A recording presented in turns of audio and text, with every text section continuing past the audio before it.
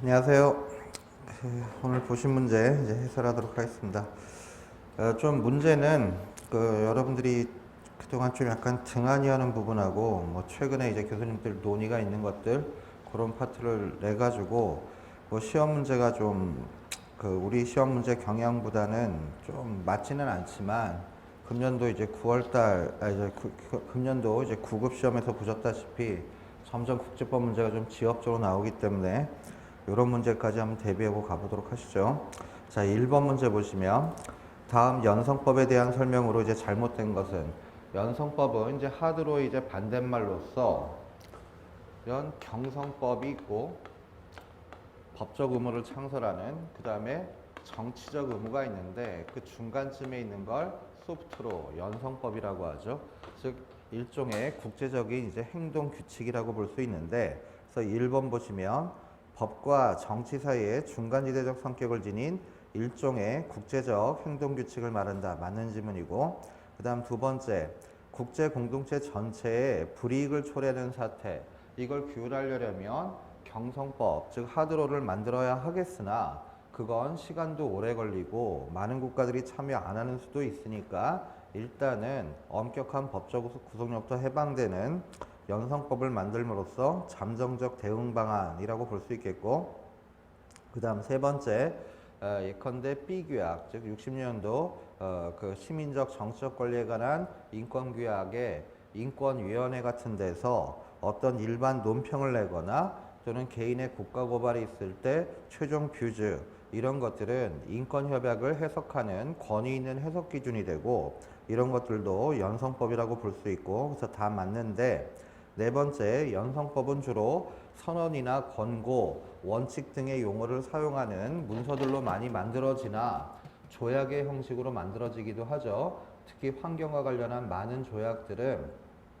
조약의 형식을 띠고 있지만 그 내용은 소프트로저 그 내용을 많이 포함하고 있어서 조약의 형식으로도 이제 존재합니다. 그래서 2번 문제 그 1번 지문부터 다시 보시면은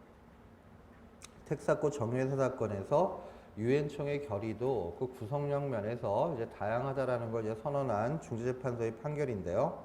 62년도 천연자원에 대한 영구주권 선언 이거는 제3세계 국가들을 포함한 선진국들까지 공히 합의해가지고 만들어진 유엔총의 결의이기 때문에 강한 구속력이 있고 74년도 국가의 경제적 권리움에 관한 헌장 이거는 제3세계 국가들의 압도적인 찬성이 있었지만 서방 선진 국가들은 여기에 이제 기권하거나 반대했던 입장이기 때문에 구속력의 강도가 그만큼 이제 약하다라는 거예요. 이걸 선언한 중재재판소였고, 그 다음 두 번째, 유엔 총회 결의가 새로운 관습법을 창설하기 위해서는 세 가지 요건을 갖춰야 되겠죠. 유엔 총회 결의 내용이 기존 법 원칙을 선언하거나 새로운 법 규칙을 창설하는 내용이어야 될 게 첫 번째 요건이고, 두 번째가 압도적인 다수결이라든가 만장일치로 이루어져야 되겠고 이런 결의와 구별되는 후속 관행이 존재할 것 이런 세 가지 요건을 갖춰야지 유엔총회 결의 내용이 이제 관습화되는 거죠. 그래서 맞는 지문이고 그 다음 이제 세 번째 국제사회 동의 원칙에 기초하지 않은 다수결 원칙에 기초한 새로운 형식적 연원이냐 유엔총회 결의는 조약 관습과 같은 형식적 연원이라고 볼 수는 없겠고 이런 형식적 연원을 만들게 되는 또는 만들어진 형식적 연원을 확인하는 증거가 되는 실질적 연원이 될 뿐이지 이걸 형식적 연원이라고 할 수는 없겠죠. 그래서 세 번째가 틀린 것이고 그 다음에 1970년 우호관계 선언 결의와 74년도 침략 정의 선언 결의에서 무력 사용 금지 원칙의 관행과 법적 확신을 도출해 내므로써 관습법상 무력 사용 금지 원칙이라는 게 확립된 유엔총회 결의라고 볼 수가 있겠어요. 그래서 세 번째가 이제 틀린 것이고, 예, 알았어요. 그 다음에 이제 3번 문제 보시면은 다음 사실관계에 관한 국제사법재판소의 입장으로 이제 잘못된 것은 국가들이 의무를 부담하는 것은 조약에 의해서 의무를 부담할 때도 있고 관습에 의해서 의무를 부담할 때도 있는데 이에 비해서 국가의 일방적 약속에 근거해서 이제 의무가 부여되기도 하는데요. 이런 일방적 선언에 따라 의무가 부여되기 위한 그런 요건과 관련된 그런 판례인데 1914년도 이제 핵실험 사건이죠. 자, 여기서 남태평양 지역에서 프랑스가 대기권에서 핵실험을 하자 이것이 국제법 위반이라면서 호주하고 뉴질랜드가 그 중지를 요청함으로써 시작된 이제 사건으로서 프랑스 정부는 이 재판에 참여하지 않았어요. ICJ 관할권을 부인하면서 재판에 참여하지 않았지만 예정된 몇 차례의 핵실험만 진행하면 더 이상 핵실험을 하지 않겠다라고 이제 발표한 바가 있는데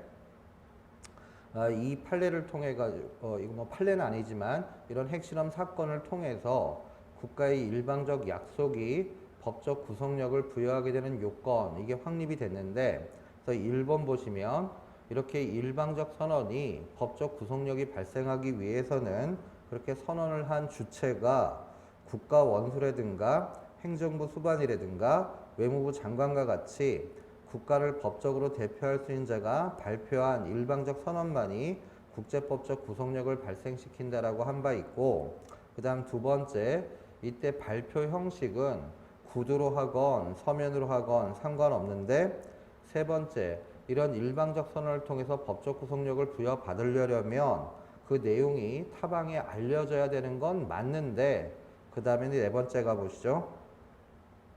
말 그대로 일방적 선언이니까 일방적 선언이 구속력을 지니기 위해서 타국의 후속적인 수락이나 반응 이런 건 필요 없다라는 거예요.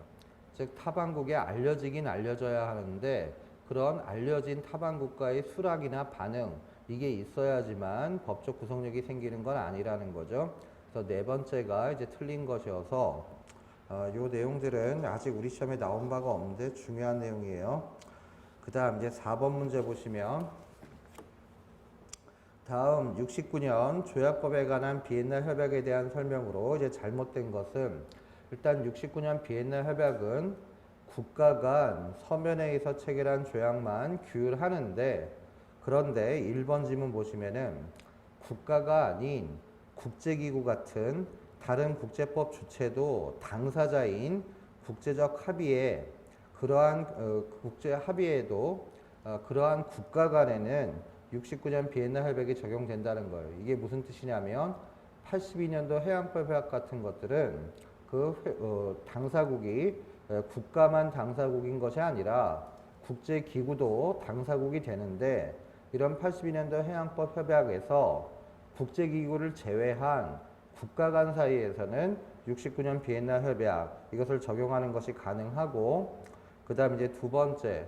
69년 비엔나 협약은 총 가입 조항을 포함하지 않는 조약으로 해석된다. 이건 무슨 뜻이냐면 어떤 X라는 조약에 당사국이 A, B, C, D 4개 국가가 당사국일 때 A, B, C 국가는 69년 비엔나 협약의 당사국이고 D 국가는 비엔나 협약의 당사국이 아니라 하더라도 이런 X 조약에 대해서 A, B, C 간에는 69년 비엔나 협약이 적용되는 거지 이런 X 조약의 모든 당사국이 비엔나 협약의 당사국이어야만 비엔나 협약이 적용되는 총가입 조항은 아니라는 거예요. 그 다음에 세 번째 69년 비엔나 협약은 조약의 국가 승계 이걸 규율하고 있지 않죠. 그래서 69년 비엔나 협약이 규율하지 않는 세 가지가 이 조약의 국가 승계하고 조약을 위반했을 때